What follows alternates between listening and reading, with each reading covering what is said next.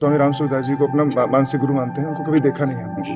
जी, उनकी बातें आपसे बहुत मिलती हैं, जी। इसलिए आपकी शरण में आए हैं, गुरु दीक्षा चाहते हैं आपसे। गुरु दीक्षा तो बात अलग है, पहले अपने भाव को ये दृढ़ करो, किसी एक भरोसे पे हो। ये भक्ति मार्ग जो है भरोसे से चलता है। ये कहीं करोड़ा कहीं की ईंट ऐसे बिल्डिंग नहीं बनती है।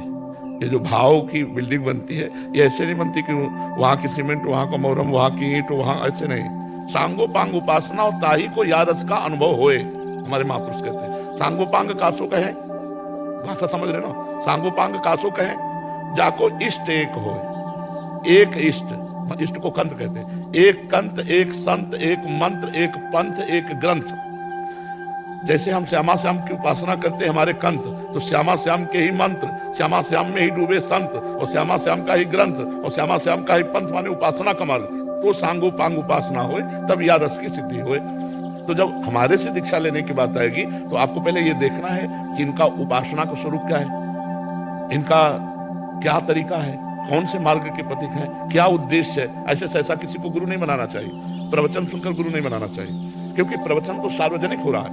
इनका मन कहाँ लगा है, इनकी उपासना क्या है, इनकी पद्धति क्या है। संतों के बीच में बैठो, साधुओं से मिलो, बातचीत करो, वर्ष भर जब ये पता चल जाए कि आप हाँ ठीक है, तब गुरु दीक्षा लेनी चाहिए। सहसा गुरु नहीं बनाओ, जब गुरु बना ले तो फिर गुरु साक्षात परम ब्रह्म, तस्मै श्री गुरुवे नमः। स्वामी राम सूरदास जी यही कहते थे, कंठी बंधवाने से कोई गुरु ऐसे से थोड़ी हो जाता, बात मानने से होता है। मान लो मेरी बात मान लो, स्वामी जी ये कहते थे, बात मान लो, वही गुरु शिष्य हो गया। स्वामी जी ने एक को भी कंठी नहीं बांधी, कहते थे बात मान लो मेरी, वाणी गुरु, बात मानने की आज्ञा समझ साहिब सेवा। अपने जिन महापुरुषों को हमने अपना माना, यदि हम उनकी आज्ञा का पालन करें तो उनके शिष्य ही हैं, और उनकी आज्ञा का पालन नहीं कर रहे तो फिर भेष भी ले लो तो बेकार है। हमको चाहिए माँ के समान गुरु, जो हमें डांट भी सके और हमें हाथ पकड़कर प्रभु के तक ले भी सके।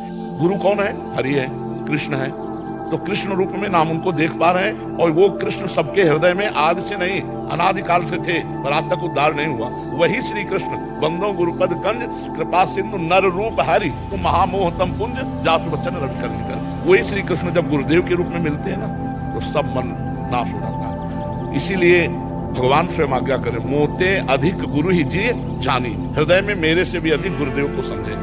हम पहले भगवान को गुरु माने और भगवान से प्रार्थना करें कि हमें आप अपने उस रूप में ले जाओ जहां प्रगट रूप में गुरुदेव बनाने से हमारा कल्याण हो जाए। बिना प्रगट गुरुदेव के चाहे शिव बिरंच सम होई, गुरु बिनु भवनिधि डरे नहीं। तो बिना गुरु के तो राधा वल्लभ जी हमारे आराध्य देव हैं, लेकिन गुरुदेव के दर्शन से जो सुख मिलता है वो हमको होता है कहीं नहीं। क्यों? क्योंकि वो हमारे लिए राधा वल्लभ लाल जी ये रूप रख के आए, हमारे लिए पर्सनल आए, हमारे लिए पर्सनल अवतार है। ये सार्वजनिक अवतार नहीं, ये मेरे लिए गुरु का पर्सनल अवतार है। हमारे अभिमान को कौन नष्ट करेगा? हमारे अभिमान को प्रगट में गुरुदेव नष्ट करेगा। गुरुदेव के समान मतलब कोई नहीं। भगवान ही गुरुदेव हैं, गुरुदेव ही भगवान हैं, पर गुरुदेव जैसा रूप भगवान तो सबके हृदय में कब से है। क्या उद्धार हो गया क्या? सोचो आप जरा। लेकिन वही भगवान जब गुरु रूप धारण कर लेते हैं तब परम कल्याण हो जाता है। तो इसलिए मुझे लगता है मोरे मन प्रभु विश्वासा, राम के अधिक दासा, भगवान के दासों का सानिध्य मिले और उन पर हमारी भगवत बुद्धि हो जाए तो बहुत जल्दी लाभ